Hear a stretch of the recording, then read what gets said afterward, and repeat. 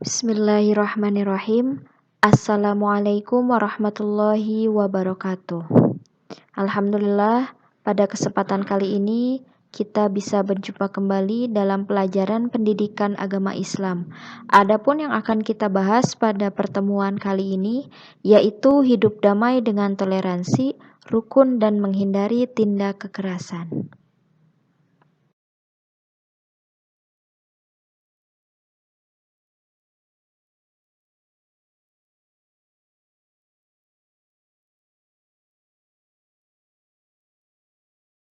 Sebelum kita masuk kepada pembahasan toleransi, rukun, dan menjauhi tindak kekerasan, alangkah lebih baiknya kita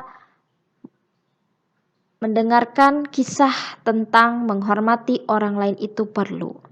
Alkisah Ali bin Abi Thalib hendak pergi ke masjid dengan buru-buru karena takut ketinggalan sholat subuh berjamaah.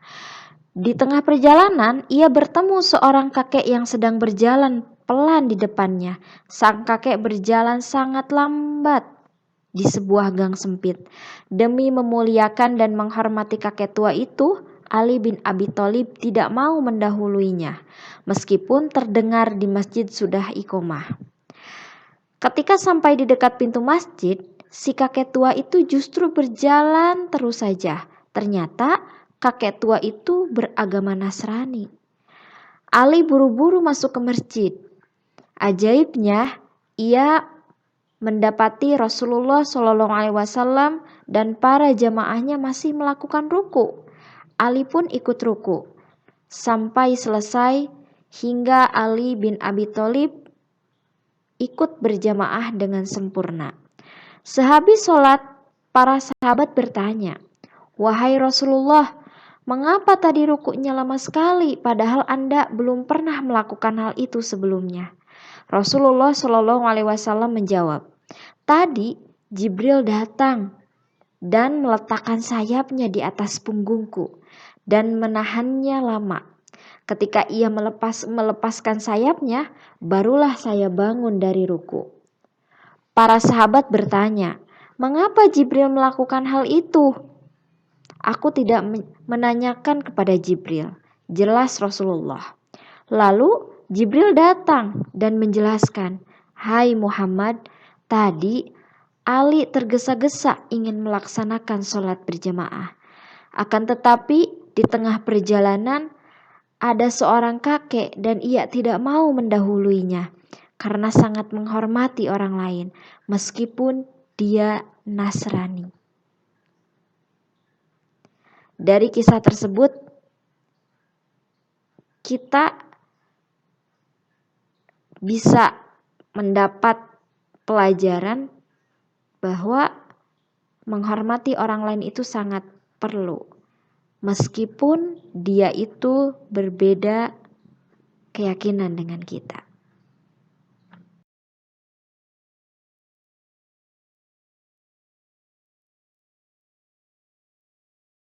Toleransi sangat penting dalam kehidupan manusia, baik dalam berkata-kata maupun dalam bertingkah laku.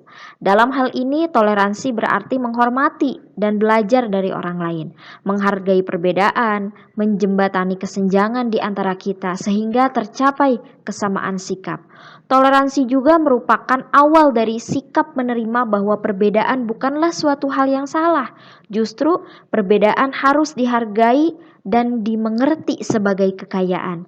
Misalnya, perbedaan ras, suku, agama, adat istiadat, cara pandang, berperilaku, berpendapat, dan lain sebagainya. Dengan perbedaan tersebut, diharapkan manusia bisa mempunyai sikap toleransi terhadap segala perbedaan yang ada dan berusaha hidup rukun, baik individu dan kelompok masyarakat, serta kelompok masyarakat dan kelompok masyarakat yang lainnya. Jadi, kita ketahui bahwa toleransi itu sangat penting dalam kehidupan manusia. Ya, karena dengan toleransi kita mampu bersikap dengan baik terhadap sesama kita. Meskipun kita berbeda ras, meskipun kita berbeda suku, meskipun kita berbeda agama, meskipun kita berbeda adat istiadat, berbeda cara pandang, berbeda perilaku, sampai berbeda pendapat, kita harus memiliki toleransi, yaitu sikap menghargai. Ya, kita tidak bisa memaksakan kehendak sesuai apa yang kita inginkan, tapi minimal kita menghormati orang lain. Itulah toleransi. Karena dengan toleransi hidup akan menjadi damai, akan menjadi rukun. Ya, seperti dalam jargon agama kita, Islam itu adalah agama yang damai, bukan agama yang penuh dengan perdebatan ataupun agama yang tidak menyukai perdamaian, tapi Islam itu adalah agama yang menyukai kedamaian.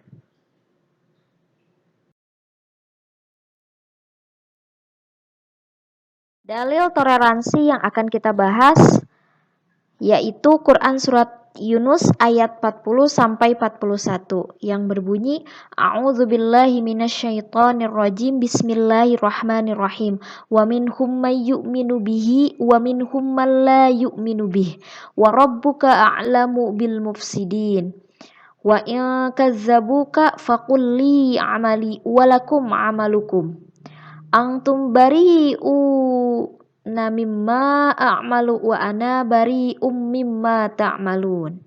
Yang artinya, dan di antara mereka ada orang-orang yang beriman kepadanya, Al-Quran. Dan di antaranya ada pula orang-orang yang tidak beriman kepadanya. Sedangkan Tuhanmu lebih mengetahui tentang orang-orang yang berbuat kerusakan. Dan jika mereka tetap mendustakanmu Muhammad, maka katakanlah, bagiku pekerjaanku dan bagimu pekerjaanmu. Kamu tidak bertanggung jawab terhadap apa yang aku kerjakan, dan aku pun tidak bertanggung jawab terhadap apa yang kamu kerjakan.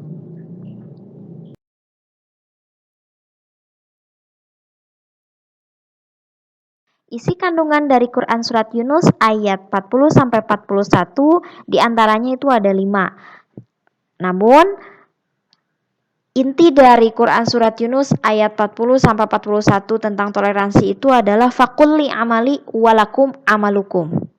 Ya, jadi bagiku pekerjaanku dan bagimu pekerjaanmu. Ya, jadi saya akan bertanggung jawab atas pekerjaan saya dan kamu akan bertanggung jawab atas pekerjaan kamu. Sebaliknya, saya pun tidak akan pernah bertanggung jawab atas pekerjaanmu dan kamu pun tidak akan bertanggung jawab atas pekerjaanku. Ya. Nah, di sini yang pertama, isi kandungannya itu setelah Nabi wafat akan terbagi menjadi 2 golongan. Ya, yaitu ketika Rasul dakwah ada orang yang beriman kepada Al-Qur'an dan mengikuti serta memperoleh manfaat dari risalah yang disampaikan. Tetapi ada juga yang tidak beriman dan mereka mati dalam kekafiran. Jadi maksudnya nanti setelah Rasulullah wafat ya, ada 2 golongan. Golongan yang beriman terhadap kebenaran Rasul dan kitab suci Al-Quran yang disampaikan. Kemudian ada yang mendustakan kerasulan Nabi dan tidak beriman kepada Al-Quran. Ya, kemudian yang kedua, Allah Maha mengetahui sikap dan perilaku orang-orang yang beriman yang senantiasa bertakwa. Ya, Allah itu Maha mengetahui ya. Jadi jangan pernah merasa kita tidak diawasi, tapi Allah Maha mengetahui. Kemudian yang ketiga, orang yang beriman harus tegas dan berpendirian teguh atas keyakinan. Ya, maksudnya jangan sampai kita ikut-ikutan. Gitu, harus berpendirian teguh gitu atas keyakinan kita, karena jargonnya atau karena dalam Quran surat Yunus ayat 40 sampai 41 itu kan fakulli amali walakum amalukum, bagiku pekerjaanku dan bagimu pekerjaanmu. Jadi kita harus teguh pendirian dan tegas atas keyakinan kita, karena kamu tidak akan bertanggung jawab atas pekerjaanku dan aku pun tidak akan bertanggung jawab atas pekerjaanmu gitu. Kemudian yang keempat, perlunya menghargai perbedaan dan toleransi. Cara menghargai perbedaan adalah toleransi ya. Antara lain tidak mengganggu aktivitas keagamaan orang lain. Ini perlu dititik atau digarisbawahi ya. Rasul saja tidak pernah mengganggu aktivitas keagamaan orang lain. Kita itu Bhinneka Tunggal Ika negara kita. Ya, kita terdiri dari berbagai suku, berbagai agama, berbagai adat istiadat dan lain sebagainya. Meskipun kita berbeda-beda, tapi kita disatukan dengan Bhinneka Tunggal Ika. Apa? Kita adalah Republik Kesatuan Indonesia. Jadi, jangan pernah mengatasnamakan agama ketika kita merusak toleransi. Karena agama Islam itu menjunjung tinggi toleransi. Ya. Kita perlu toleransi harus. Ya, sepanjang toleransi itu tidak merusak hal-hal yang lain. Tapi contoh Rasul saja tidak pernah mengganggu aktivitas keagamaan lain. Tugas kita itu hanya mengingatkan, dakwah itu mengingatkan. Perkara dia mau nurut atau tidak, perkara dia mau ikut atau tidak, itu bukan urusan kita. Karena fakulli amali walakum amalukum, bagimu pekerjaanmu dan bagiku pekerjaanku. Jadi apapun yang kita lakukan itu tanggung jawab kita, dan apapun yang dia lakukan berarti tanggung jawab dia. Gitu. Dan di sini juga ada ayat Al-Qur'an yang sejalan dengan ayat di atas ya. Untukmu agamamu dan untukmu lah agamaku. Itu dalam Quran surat Al-Kafirun ayat 6. Itu kan jelas. Ya, agama mereka, keyakinan mereka dengan konsekuensi mereka. Dan agama kita yang kita jalani itu konsekuensi kita. Kita tidak akan pernah bertanggung jawab atas agama mereka. Dan mereka pun tidak akan pernah bertanggung jawab atas agama kita. Jadi itu adalah makna toleransi. Kemudian ada juga terdapat dalam ayat lain ya, di sini Quran surat Saba ayat 25. Katakanlah kamu tidak akan ditanya pertanggungjawaban tentang dosa yang kamu perbuat, dan kami tidak akan ditanya pula tentang apa yang kamu perbuat. Itu kan sudah masing-masing. Toleransi itu menghargai. Dasar menghargai itu karena itu sudah memiliki porsinya masing-masing, sudah memiliki pertanggungjawabannya masing-masing. Tugas kita hanya menghargai, mengingatkan dan menghargai. Selebihnya dikembalikan kepada diri masing-masing. Jangan sampai kita menghakimi orang, merusak aktivitas keagamaan orang lain atas dasar agama kita. Jadi Islam itu adalah agama yang cinta damai. Ya, itu adalah makna dari isi kandungan Quran surat Yunus ayat 40 sampai 41.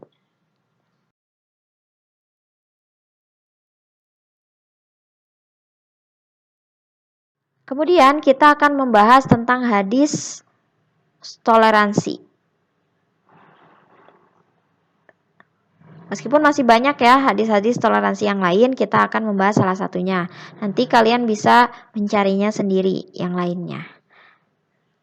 Wa qaulun nabiyyi sallallahu alaihi wasallam ahabbu dini illallahi al-hanifiyah al-mashah. Rawahu Ibnu Syaibah wal Bukhari. Yang artinya, dan sabda Nabi sallallahu alaihi wasallam, agama yang paling dicintai Allah adalah agama yang lurus dan toleran. Hadis riwayat Ibnu Syaibah dan Bukhari. Yang dimaksud al-hanifah al-samhah adalah lurus dan toleran. Adalah amal-amal perbuatan yang jauh dari kebatilan, tidak memberatkan dan tidak pula menyempitkan. Ya, dalam hadis yang lain, redaksinya berbunyi al-haniyah as-samhah. Ya. Kemudian arti as-samhah adalah al-sahlah. Artinya itu adalah kemudahan. Yakni ia dibangun atas prinsip kemudahan berdasarkan firman Allah Subhanahu wa taala. Dan dia tidak menjadikan kesukaran bagi kalian dalam agama ini. Milah ayah kalian Ibrahim.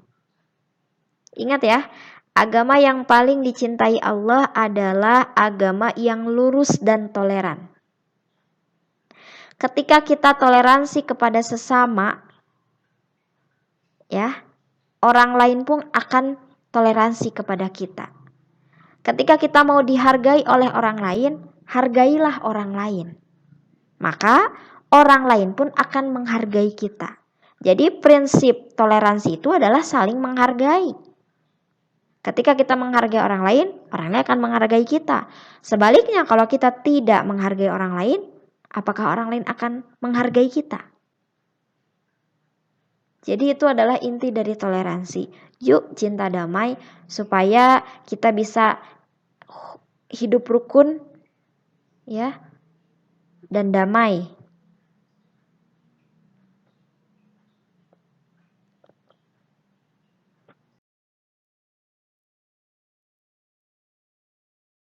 Ketika kita sudah toleransi kepada sesama, ya, otomatis kita akan terhindar dari perilaku tindak kekerasan. Manusia dianugerahi oleh Allah Subhanahu wa taala berupa nafsu. Dengan nafsu tersebut manusia dapat merasa benci dan cinta. Dengan nafsu juga manusia dapat melakukan persahabatan dan permusuhan. Hanya dengan nafsu yang telah berhasil dijinakan oleh akal, maka mampu menghantarkan manusia kepada kesempurnaan. Namun sebaliknya, maka manusia akan terjerumus pada ruang kesengsaraan dan kehinaan. Permusuhan berasal dari rasa benci yang dimiliki oleh setiap manusia. Sebagaimana cinta dan benci berasal dari nafsu yang harus ditumpuk di atas pondasi akal. Permusuhan di antara manusia terkadang karena kedengkian pada hal-hal duniawi seperti pada kisah Habil dan Kabil, ataupun pada kisah Nabi Yusuf dan saudara-saudaranya. Terkadang permusuhan juga disebabkan oleh dasar-dasar ideologi dan keyakinan. Ya. Jadi gini, manusia itu dikasih nafsu oleh Allah. Tapi ingat, manusia itu selain dikasih nafsu tapi ada penyeimbangnya, yaitu adalah akal. Akal itu yang membedakan antara kita dengan hewan. Hewan punya nafsu, punya, tapi hewan tidak memiliki akal. Penyeimbang dari nafsu itu adalah akal. Ketika nafsu dan akal itu bersinergi dengan baik, otomatis akan melahirkan kesempurnaan dalam berperilaku. Dan sebaliknya, ketika akal dan nafsu itu tidak bersinergi dengan baik, nafsu itu mendominasi dibandingkan akalnya, ya pasti manusia itu akan terjerumus pada jurang kesengsaraan dan kehinaan. Apa bedanya? Manusia memiliki akal tapi nafsunya yang mendominasi. Sama halnya dengan binatang. Ya, jadi kenapa manusia itu berbeda dengan makhluk lain? Karena manusia itu punya nafsu dan akal. Akal dan nafsu itu jika bersinergi dengan seimbang dengan baik, pasti akan melahirkan manusia yang sempurna. Manusia yang mendekati kesempurnaan. Maksudnya itu mendekati kesempurnaan itu dalam segi perilaku baik gitu. Meskipun tidak ada manusia yang sempurna, tapi minimal mereka bisa mengimbangi nafsunya itu dengan akal. Akal yang apa? Akal yang baik, akal yang sehat. Nah, karena perilaku kekerasan atau perilaku tindak kekerasan itu pasti diawali oleh nafsu. Nafsunya dipakai, akalnya nggak dipakai. Ya. Jadi permusuhan berasal dari rasa benci. Saya nggak suka sama dia. Kalau nafsu kalau nafsu yang mendominasi dengan pakai akal, wah gampang. Kita apa? Misalkan kita bunuh, kita apa. Seperti contohnya Habil dan Kabil. Ya. Mereka itu saudara loh, adik kakak. Tapi mereka itu saling membunuh. Bukan saling membunuh, Habil yang mau membunuh Kabil. Gitu. Jadi akal itu harus diimbangi. Nafsu itu harus diimbangi dengan akal yang sehat. Ya, jangan sampai kita meninggikan nafsu kita dibandingkan akal. Segala sesuatu itu harus dipikirkan dengan baik. Lihat mana segi positifnya, mana segi negatifnya. Jangan sampai kita hanya melihat sesuai nafsu yang berakibat kepada akibatnya itu negatif. Ketika akibatnya itu sudah negatif, mungkin nanti akan timbul penyesalan. Dan ingat, penyesalan itu datangnya itu di akhir. Oh coba ya saya nggak gini. Oh coba ya saya nggak gitu. Pasti saya nggak akan gini. Kan? Kita harus mengimbangi nafsu itu dengan akal yang baik. Supaya segala perilaku kita itu terkontrol dengan baik. Ya, karena gini, perbedaan itu biasa. Perbedaan itu banyak. Sampai hari kiamat pun perbedaan itu pasti ada. Ya, itu titiknya itu tergantung pada diri kita, nafsu kita, akal kita. Ya, Allah sudah menerapkan, sudah ada prinsip toleransi. Berarti toleransi itu harus kita pakai. Gitu. Jadi, yuk kita benahi nafsu kita, imbangi dengan akal yang baik supaya melahirkan perilaku-perilaku yang baik, supaya kita menjadi manusia yang sempurna, yang menggunakan akal dibandingkan nafsunya.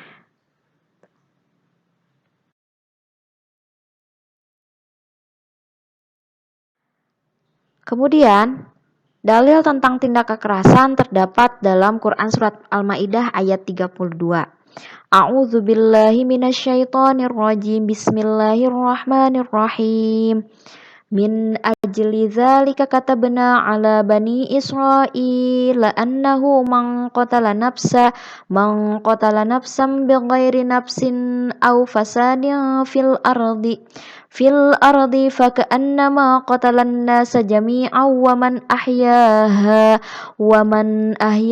fakannama ahyan nasa jami'a walaqad ja'atkum rusuluna bil bayyinati thumma inna katsiran minhum ba'da dzalika fil ardi lamusrifun, yang artinya, oleh karena itu kami tetapkan suatu hukum bagi Bani Israel, bahwa barang siapa membunuh seseorang bukan karena orang itu membunuh orang lain atau bukan karena berbuat kerusakan di bumi, maka seakan dia telah membunuh semua manusia. Barang siapa memelihara kehidupan seseorang manusia, maka seakan-akan dia telah memelihara kehidupan semua manusia. Sesungguhnya Rasul kami telah datang kepada mereka dengan membawa keterangan-keterangan yang jelas. Tetapi kemudian banyak di antara mereka setelah itu melampaui batas di bumi.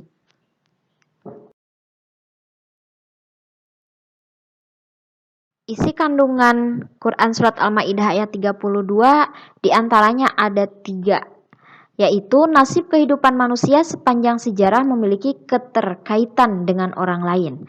Searah kemanusiaan merupakan mata rantai yang saling berhubungan. Karena itu, terputusnya sebuah mata akan mengakibatkan mustahnya sejumlah besar umat manusia.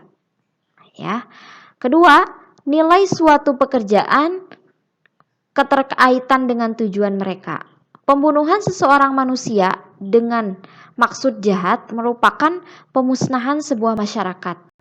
Tetapi keputusan pengadilan melakukan eksekusi terhadap seseorang pembunuh dalam rangka kisos merupakan sumber kehidupan masyarakat. Mereka yang memiliki pekerjaan Yang ketiga, mereka yang memiliki pekerjaan yang berhubungan dengan keselamatan jiwa seperti dokter, perawat, polisi, dan masih banyak lagi, harus mengerti nilai pekerjaan mereka, menyembuhkan atau menyelamatkan orang yang sakit dari kematian bagaikan menyelamatkan sebuah masyarakat dari kehancuran. Ya, jadi di sini bisa disimpulkan bahwa ketiga isi kandungan ini adalah nilai suatu pekerjaan itu mengandung tujuan mereka. Ingat ya, kemudian di sini ada pembunuhan. Ya, pembunuhan seorang manusia dengan maksud jahat merupakan pemusnahan sebagai sebuah masyarakat.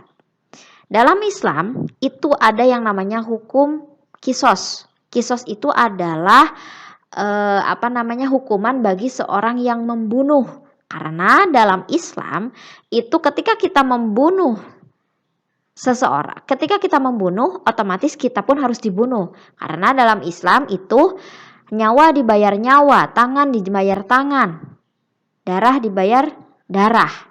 Maksudnya seperti itu dan lain sebagainya. Intinya porsi hukumannya itu harus sama. Nah, terus kaitannya apa ini? Musnah sebuah masyarakat. Ketika kita membunuh seseorang, kita tidak tahu seseorang itu berperan sebagai apa. Misalkan gini, kita membunuh ayah, seorang ayah. Ayah itu memiliki 2 anak. Ketika kita membunuh ayahnya, otomatis masa depan dari kedua anaknya itu akan musnah. Karena mungkin ayahnya sudah tidak ada. Mungkin akan berbeda dengan ketika dia ada ayahnya. Jadi memusnahkan sebuah masyarakat itu sebagai contoh. Ya. Karena dalam sebuah pertempuran itu arang, yang menang dan yang kalah itu sama-sama rugi. Jadi jangan sampai kita melakukan tindak kekerasan sampai-sampai kita misalkan membunuh, itu tidak boleh. Ya. Karena dalam Islam itu sangat menghargai, sangat menghormati, sangat menyayangi setiap jiwa-jiwa manusia. Ya. Di setiap pekerjaan kita harus mengerti nilai pekerjaan tersebut. Misalkan kita tidak berperan dalam pekerjaan tersebut, kita harus menghormati pekerjaan tersebut. Karena mungkin pekerjaan-pekerjaan tertentu itu menyangkut keselamatan jiwa manusia. Nah, di sini tugas kita adalah menjaga ketentraman hidup dengan cara mencintai tetangga dan orang-orang sekitar kita. Artinya, kita dilarang melakukan hal-hal yang merugikan orang lain, termasuk menyakitinya dan melakukan tindakan-tindakan kekerasan kepadanya. Gini ya maksudnya. Maksudnya dari ketentraman hidup itu adalah ketika kita melakukan sesuatu, kita harus memikirkan positif negatifnya. Dikira itu negatif dan merugikan banyak hal, merugikan banyak orang, termasuk merugikan diri sendiri, jangan dilakukan. Kita kembali lagi kepada nafsu dan akal. Imbangi nafsumu dengan akal yang sehat, supaya tindakan kita itu baik, sesuai dengan aturan. Gitu. Jadi kita dilarang melakukan hal-hal yang dapat merugikan orang lain. Kemudian di Indonesia ada hukum yang mengatur pelanggaran melakukan tindak kekerasan, termasuk kekerasan terhadap anak dan anggota keluarganya. Misalkan Undang-Undang Nomor 23 Tahun 2002 dan Undang-Undang Nomor 23 Tahun 2004. Ya, jadi negara pun sudah memiliki undang-undang yang mengatur hal-hal tersebut. Jangan sampai kita melakukan hal-hal yang tidak baik ya. Kita manusia, apalagi sampai membunuh. Mungkin ada titik lengah diri kita, tapi Apa yang harus kita lakukan? Imbangi dengan ibadah yang baik, terus mengingat Allah, insya Allah kita akan terjauh dari hal-hal yang tidak baik. Apalagi supaya hidup kita itu damai, tentram, nyaman, ya. Kita bisa hidup berdampingan dengan semua kalangan, semua agama, semua suku bangsa, ya. Dengan toleransi kita bisa menjauhi tindakan-tindakan kekerasan. Ya, ingat Islam itu agama yang damai. Islam itu tidak menyukai perpecahan, tidak menyukai kekerasan. Jadi, jangan membawa agama dalam sebuah tindakan yang tidak baik. Agama itu baik. Yang kurang baik itu adalah perilaku kita yang belum dibenahi. Gitu. Jadi, Ibu tegaskan tetap melakukan hal-hal baik. Ya, tetap melakukan hal-hal baik. Kita anak sekolah, ya tetap melakukan tugas kita sebagai anak sekolah. Belajar dengan tekun, ya, dengan rajin, ya. Pendidikan itu adalah investasi untuk masa depan. Ya. Terima kasih dari saya. Mungkin kemudian ada satu lagi ya. Kemudian kita akan membahas tentang hadis menghindarkan diri dari perilaku tindak kekerasan. Ini adalah salah satu hadisnya. An Abi Hurairah yaqulu qala Abu Qasim Rasulullah sallallahu alaihi wasallam, "Man asyara ila akhihi bihadidati fa innal malaikata tal'anuhu hatta wa in kana akhahu li abihi wa ummihi." Rawahu Muslim. An Abi Hurairah. Dari Abu Hurairah ia berkata, Rasulullah Shallallahu Alaihi Wasallam bersabda, barang siapa yang memberi isyarat mengacungkan senjata tajam kepada saudaranya, maka sungguh para malaikat melaknatnya, meskipun saudaranya itu saudara kandung sebapak dan seibu.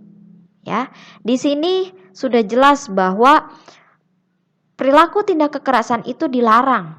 Di sini mengisyaratkan bahwa memberi isyarat saja, isyarat mengacungkan senjata tajam kepada saudaranya itu sudah dilaknat, apalagi melakukan hal-hal yang bersifat menyakiti, apa sampai membunuh. Nah, itu lebih dari laknat mungkin. Ya. Jadi kembali lagi Islam itu adalah agama yang damai, agama yang tenang. Ya, agama yang cinta damai. Jadi ini menegaskan bahwa yang memberi isyarat mengacungkan senjata tajam saja sudah dilaknat, apalagi lebih dari itu.